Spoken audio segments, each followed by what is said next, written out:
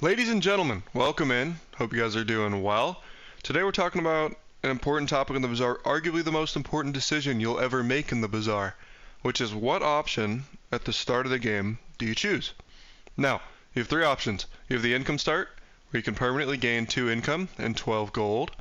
You have the enchanted small item start, in which you can choose from one of 3 random small items, and they will also have random enchantments on them. Then you also get 6 gold. Final option is choosing a gold skill. So, which one should you choose?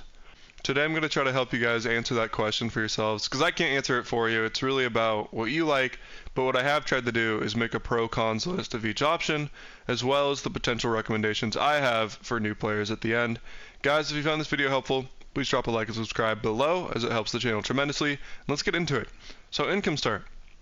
So with income, at the start of the game, you're going to get your 2 income and 12 gold. Now, what's good about that? So the pros is that it allows for a lot of purchase power and event and item flexibility, especially on day 1. What that means is, if you see a bunch of different items you like, with income you can buy them all. Or, for example, there's an event called the Tiny Furry Monster event, which is very important for managing XP and managing levels and ensuring that you can get to level 3 on day 2. Very important power spike. And having income allows you to get the necessary toy, food, or friend item that you will need to get that XP. Having that flexibility to kind of buy whatever you want, especially on day 1, or work around events. In addition, it's a permanent buff that's going to increase your stats for all stages of the game. Essentially, having that 2 income is going to boost all of your later days by 2 gold, which is extremely nice. So if you were to go to like day 16, for example, which is basically the max day you can go, I mean there's exceptions to that, but it's basically day 16. You go to day 16, you can absolutely get plus 32 gold from income the whole game. That's a lot of gold. So it is really nice that you just get like that permanent constant buff. In addition, you are less punished by your financial decisions. Sometimes you absolutely will buy an item from the shop only to see that item is just not that good in comparison to another item at the next shop. Or you make a silly mistake and you buy an item and it turns out to be really bad in your build. With this income start, you don't get punished as hard if you do something like that, because you have that gold kind of stability to fall back on. In terms of cons, I would say the income start isn't flashy. It doesn't necessarily do any traditionally fun things. I think it's just quietly good in my opinion. And it doesn't really enable any cool builds. I mean, it will work with some Pygmalion stuff that works with income. It's not really a build enabler like the other 2 options are. In addition, in terms of early game, it can be a little weaker. Gold skill or enchanted item starts have the chance to be significantly more powerful than an income start. And a really good gold skill or enchanted item start will beat out a really good income start every time. So you're not going to have the same level of initial power spike like they do. In addition, I think income starts are a little more reliant on game knowledge, and you kind of got to know what's worth buying or what the strong items are, because if you don't have enchanted item or gold skill to give you a power boost, you need to know how else you can get that power boost and what items are going to give you that power boost, or what items certain merchants sell, or what merchants to take, or what's a strong event kind of thing. You're a little more reliant on that knowledge, I would say. For enchanted item, you get to choose 1 randomly enchanted small item from a pool of 3 and gain 6, and both the enchantment and the small items are random. So pros. The first pro is it's pretty fun. A random enchantment on a random item can absolutely keep the game very fresh and entertaining, and it can also enable some pretty cool builds that you didn't realize were possible. Certain enchantments can just enable their entirely own new build, especially on small items you might not have played a lot with. So it's pretty cool. Another pro is you have insane high roll potential. You have things like Obsidian Catfish, which are absolutely insane, and they can be very game breaking and allow you to not only just have a very strong early game, but take your enchanted small item very late into the game and maybe even enable like a 10-win build around it. In addition, you also get like 6 gold, which is very, very nice. It just helps you purchase a couple additional early items. So it helps build up your early game strength, which is quite nice. As a bonus tip, if you want an enchantment but you don't like the small item it comes attached to, you can go to the Mandala event, which allows you to transform your leftmost small item. And when you transform an item, you keep all enchantments. So like if you don't like the item, but you love the enchantment, you can re-roll it with Mandala. In terms of some cons, it's definitely reliant on hitting good items and enchantments. Sometimes you whiff and it just feels awful. And I've had some really, really bad ones. I think I had shiny like CPU as dually one time, and it was like I could sell it to buff a core, but I didn't have a core worth buffing. So it was basically like my best option was to sell it for 2 gold. That was pretty bad. You also, another con is that you have that extra gold, but it is kind of limited. You need to know when to be able to spend it and how to get the most out of it, because 6 gold isn't a whole lot. Another thing that is a downside of this build is that you can get stuck in a build.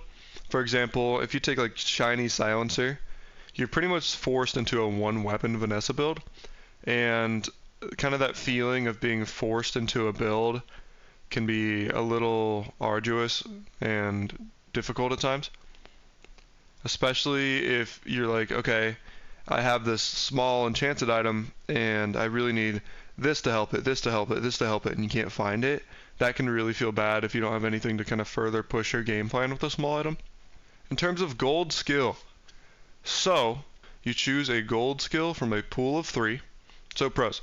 So gold skill, you have very powerful starts. You can get things like left-handed or strength as skills, which you can allow for damage that's way ahead of the curve early game. You can also do this with burn or poison skills, which can allow you to get burn or poison way ahead of the game. I would also say it's more easy to navigate in the sense that, let's say you take left-handed as a gold skill. Well, now you know, oh, I need a weapon. So you just can buy like any old weapon and throw it there on the leftmost spot of your board, and you're like, cool, you know, I take weapon, I take left-handed, and then you're like, it's easy, like, it's pretty self-explanatory. So, or it's like, I take burn skill, you know, it's pretty straightforward. So, it can be nice if you're like newer to the game to just kind of simplify it a little bit. Just be like, okay, I just need to find something with burn on it and I'll be strong. In addition, you can also get some pretty cool, fun, and unique builds, especially when you get stuff like monster skills. You can get some pretty wild gold skills out there that enable some different, unique, or unusual builds, which can definitely be really, really fun. In terms of bad, you can whiff on your skills, or you can get a good skill and find no items to complement it, and those both feel horrible, especially the latter one, in my opinion. Like, if you whiff on your skills, it's really bad, and you're just like, dang, like now I just basically chose no starting bonus because I don't have anything meaningful here. Honestly though, if you take something like the burn skill, a burn gold skill, and you can't find like a lighter, that feels horrible. That feels so bad, because then you're like, you feel so behind because, oh, just not having anything to work with your starting bonus, and then you have no gold. Yeah. In addition, gold skills are often the strongest early game. At least the ones you really want to take are, and they also fall off late. So basically, late game, your gold skill will not be doing a whole lot necessarily. I mean, it still can be, but it's not guaranteed to be very strong throughout the entire game if you're trying to go for 10 wins. Another thing is that because you're taking a gold skill, you only start with 5 income and you get no bonus gold. So you definitely have some economic limitations, and then you can also not buy a lot of items or roll in a lot of shops. Now, for my personal recommendations, for new players, I would either recommend using the income start because it gives you a lot of flexibility in terms of what you're able to buy and what you're able to kind of check out and see at the different merchants and stuff. But also, you're not allowing yourself to be punished by poor financial decisions. For example, if you recklessly buy an item, or you buy an item and find that something's better at the next shop, you will have kind of the support system of gold to be able to remedy that mistake. I often buy a lot of items with income starts just to see where a build will take me, so don't think that you're forced into keeping an item once you buy it, especially with income start. I think the gold skill start is also very solid for new players because it helps you just be strong.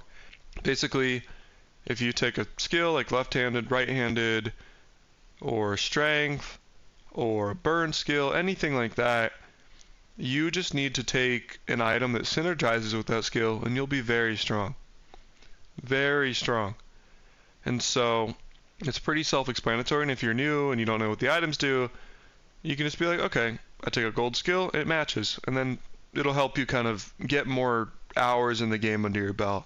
But I definitely wouldn't take crazy monster skills if you're new to the game. I mean, you can go for it, but some of them are pretty insane and require some game knowledge to make it work best, so anyways, I do also definitely have a bias towards the income start. That's what I pick as my starting bonus on 99% of games. I just really like the flexibility it gives you and the consistency. But that's just me. I know everybody does something different. Anyways, guys, if you enjoyed this video, please let me know. Drop a like and subscribe below if this was helpful. Let me know what start you guys like to go, and I will catch you in the next one. Beyond that, guys, honestly, it's time for another positivity message. I hope you guys are all doing well, you know. I really think that, again, we're in a tough time where just life is difficult at the moment, and I think every now and then I feel obliged to just kind of tell you guys that, you know, hopefully everything will be okay, that every one of you is very valuable, every one of you is absolutely, you know, meaningful in both your communities, both in your families, your friend groups, your social groups, anything like that. You guys are absolutely valuable and absolutely a pivotal part to the lives of those around you. And I hope you guys are doing well. And I hope that if you had a bad day, this message found you and maybe elevated it a little bit. And if you had a good day, I hope it only makes it better. Beyond that, guys, hope you're doing well. Take care. I'll see you in the next one.